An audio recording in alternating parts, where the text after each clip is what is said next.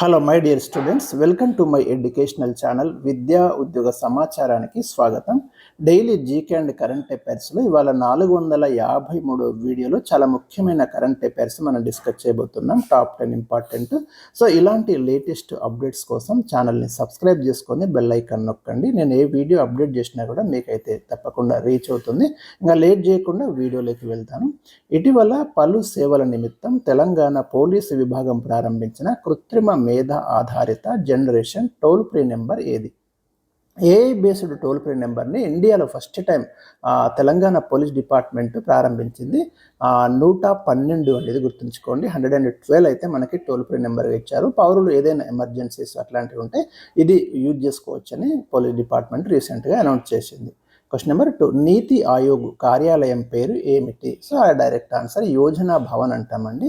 నీతి ఆయోగ్ అంటే national institute for transforming India ప్రణాళిక సంఘం స్థానంలో మనం 2015 జనవరి 1న ఈ నీతి ఆయోగ్ను అయితే ఓపెన్ చేయడం జరిగింది, అంటే ప్రారంభించడం జరిగింది. హెడ్ క్వార్టర్ న్యూఢిల్లీలో ఉంది, గుర్తుంచుకోండి. దీనికి చైర్మన్గా ప్రధానమంత్రి ఉంటారు. ఇంకా మిగతా ఇన్ఫర్మేషన్ ఆల్రెడీ చాలా వీడియోస్లో ఇచ్చాను కాబట్టి ఇక్కడ జస్ట్ నేను టైప్ చేశాను, చెప్పడం మాత్రం లేదు. క్వశ్చన్ నెంబర్ 3, భారతదేశంలో రెండో రాకెట్ లాంచ్ ప్యాడ్ ఎక్కడ ఏర్పాటు చేస్తున్నారు? అంటే మనం అంతరిక్షంలోకి రాకెట్స్ని పంపించడానికి ఇండియాలో ఒకటైతే ఉంది, సతీష్ ధావన్ స్పేస్ సెంటర్ మనకు శ్రీహరికోటలో ఉంది. రెండోది మనం తమిళనాడులో ఏర్పాటు చేస్తున్నాం. ఇది ఆల్రెడీ మనకు ప్రీవియస్ క్వశ్చన్ కూడా వచ్చింది. తమిళనాడులో ఎక్కడ అంటే మనకి తుత్తుకూడి జిల్లా కులశేఖర పట్టణంలో సెకండ్ రాకెట్ లాంచ్ ప్యాడ్ కేంద్రాన్ని ఏర్పాటు చేస్తున్నాం. ఎందుకంటే ఇది భూమధ్య రేఖకు దగ్గరగా ఉన్నటువంటి ప్లేస్. ఇక్కడ మీకు గురుత్వాకర్షణ శక్తి అనేది తక్కువగా ఉంటుంది. మనం తక్కువ ఖర్చుతోటి రాకెట్స్ని అంతరిక్షంలోకి పంపడానికి వీలవుతుంది. సో అందుకని ఈ ప్లేస్ని అయితే ఎంచుకున్నాము. ఇది second rocket launch pad centre అవుతుంది మనకి. అంటే ఇప్పుడైతే వర్క్ నడుస్తుంది, ప్రోగ్రెస్లో ఉంది. మనకి 2024లో ఈ లాంచ్ ప్యాడ్ నిర్మాణానికి శంకుస్థాపన చేయడం జరిగింది. క్వశ్చన్ నెంబర్ 4, ప్రపంచంలో ఏ దేశం మొట్టమొదటిసారిగా పాలిమర్ కరెన్సీని ప్రవేశపెట్టింది? అంటే ప్లాస్టిక్ ఆధారిత కరెన్సీ ఏదైతే ఉందో పాలిమర్ కరెన్సీ అంటున్నాం. ఇండియా కూడా రీసెంట్గా దాన్ని అనౌన్స్ చేసింది, త్వరలో రాబోతున్నాయి. సో వరల్డ్లో ఫస్ట్ టైం పాలిమర్ కరెన్సీని ఇంట్రడ్యూస్ చేసిన కంట్రీ ఏది అంటే ఆస్ట్రేలియా, గుర్తుంచుకోండి. 1988లోనే వాళ్ళు పాలిమర్ కరెన్సీ అయితే తీసుకొచ్చారు. ఆస్ట్రేలియాతో పాటు ఇంకా కొన్ని దేశాలలో ఇది నడుస్తుంది, ఇది గుర్తుంచుకోండి, చాలా ఇంపార్టెంట్. క్వశ్చన్ నెంబర్ 5, భారతదేశ 80వ స్వాతంత్ర దినోత్సవాన్ని పురస్కరించుకొని అమెరికాలోని ఏ రాష్ట్రం మరియు నగరం ఆగస్టు 15ను ఇండియా డేగా జరుపుకుంటామని ప్రకటించాయి? రీసెంట్గా న్యూస్లోకి వచ్చిందండి.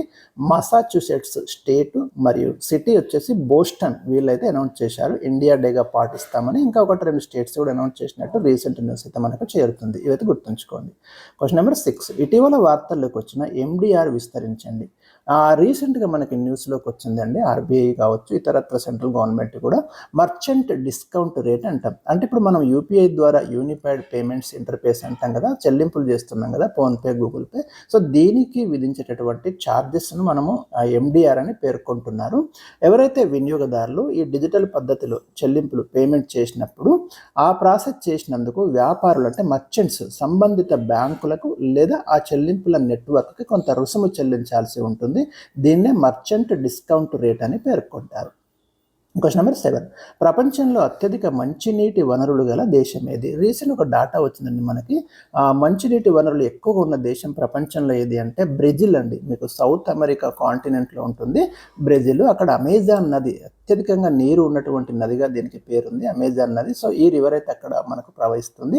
సో ప్రపంచంలోనే అత్యధిక మంచినీటి వనరులు ఉన్న దేశంగా బ్రెజిల్ రికార్డు సృష్టించింది. అదేవిధంగా సెకండ్ ప్లేస్లో ఏది ఉందంటే రష్యా ఉందండి. ఇవన్నీ గుర్తుంచుకోండి, చాలా ఇంపార్టెంట్ ఇన్ఫర్మేషన్ ఇచ్చాను ఇక్కడ. మీకు రష్యాలో బైకాల్ సరస్సు ఉంది. ఇది ప్రపంచంలోనే లోతైన సరస్సు, పురాతన సరస్సు అండి. క్వశ్చన్ నెంబర్ 3, దేశం నెంబర్ 3, మంచినీటి వనరులు ఉన్నటువంటి టాప్ 10 కంట్రీస్ ఇస్తున్నాను. ఫస్ట్ మీకు బ్రెజిల్, సెకండ్ రష్యా, థర్డ్ ప్లేస్లో కెనడా ఉంది, ఇండియా ప్లేస్ కూడా ఇస్తాను. సో ఇక్కడ ఏంటంటే మనకు గ్రేట్ లేక్స్, మీకు కెనడాలో చాలా పెద్ద పెద్ద లేక్స్ అయితే ఉన్నాయి కదా, సో అందుకే ఇది థర్డ్ ప్లేస్లో ఉంది. ఇంకా అమెరికాలో మీకు చూడండి, ఇప్పుడు అమెరికా కెనడా ఈ బార్డర్లో మీకు సుపీరియర్ కానివ్వండి, మిచిగాన్, హురాన్, ఈరీ, ఒంటారియో ఇలాంటి లేక్స్ అయితే ఉన్నాయి కాబట్టి ఇక్కడ కూడా అమెరికా 4th ప్లేస్లో ఉంది. ఫిఫ్త్ ప్లేస్లో వచ్చేసి మనకు చైనా ఉందండి. ఇక్కడ యాంగ్జీ రివరు, ఎల్లో రివర్ లాంటి నదులు ఉన్నాయి, ఇవి గుర్తుంచుకోండి. సిక్స్త్ కొలంబియా ఉంది. సెవెంత్ ప్లేస్లో ఇండోనేషియా ఉంది. ఎయిత్ ప్లేస్లో పెరు ఉంది. ఎందుకంటే ఇక్కడ అమెజాన్ నది పుట్టేది మనకు ఇక్కడి పర్వతాలలో, ఈ పెరు పర్వతాలలో, కాబట్టి ఇది ఎయిత్ ప్లేస్లో ఉంది. ఇక నైన్త్ ప్లేస్లో ఇండియా ఉందండి. మనకు 51,065 టీఎంసీలతో మనకు ఇండియా నైన్త్ ప్లేస్లో ఉంది. 10th ప్లేస్లో మయన్మార్ ఉంది. ఇక్కడ ఇరావడి నది ఉంటుందండి. దీన్ని మనం ఐరావతి నది అని కూడా అంటాం. గతంలో ఒకసారి ప్రశ్న కూడా అడిగిండు. సో ఇవి మనకి మంచినీరు అత్యధికంగా లభించే top 10 countries. Question number 8, Gobardhan పథకం ఉద్దేశం ఏమిటి? రీసెంట్గా న్యూస్లోకి వచ్చిందండి. సహజ సిద్ధమైన వ్యర్థాలను విలువైన శక్తి వనరులుగా మార్చడానికి కేంద్ర పెట్రోలియం, సహజ వాయువుల మంత్రిత్వ శాఖ ఆధ్వర్యంలో రూపొందించిన సమగ్ర జాతీయ ప్రణాళిక ఈ గోబర్ధన్. ఏదైతే మనకు వ్యర్థాలు ఉంటాయి కదా, దాని నుంచి మనము ఎనర్జీని, ఫ్యూయల్ని మనము తయారు చేసుకోవడం కోసమే ఇలాంటి స్కీమ్ అయితే తీసుకొచ్చినాం. శక్తిని వనరులుగా మార్చడం, వాటిని గోబర్ధన్.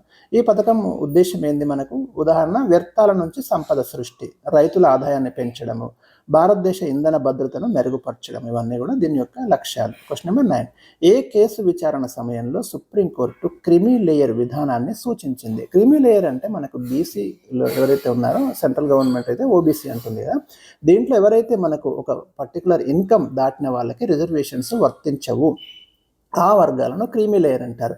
ఈ కాన్సెప్ట్ను సుప్రీంకోర్టు మనకి 1992లో Indira Sahni versus union of India కేసులో తీసుకొచ్చింది. ఇప్పుడైతే ఓబీసీలో మనకు క్రీమీ లేయర్ భావన అండ్ ఇది కాన్సెప్ట్ని ఇంప్లిమెంట్ చేయడం అనేది జరుగుతుంది. క్వశ్చన్ నెంబర్ 10, భారతదేశంలో ఉన్న దాదాపు 450 రకాల క్షీరదాల గురించి మమ్మల్స్ ఆఫ్ ఇండియా పుస్తకాన్ని ఇటీవల ఏ సంస్థ ప్రచురించింది? రీసెంట్గా న్యూస్లోకి వచ్చిందండి ఈ బుక్.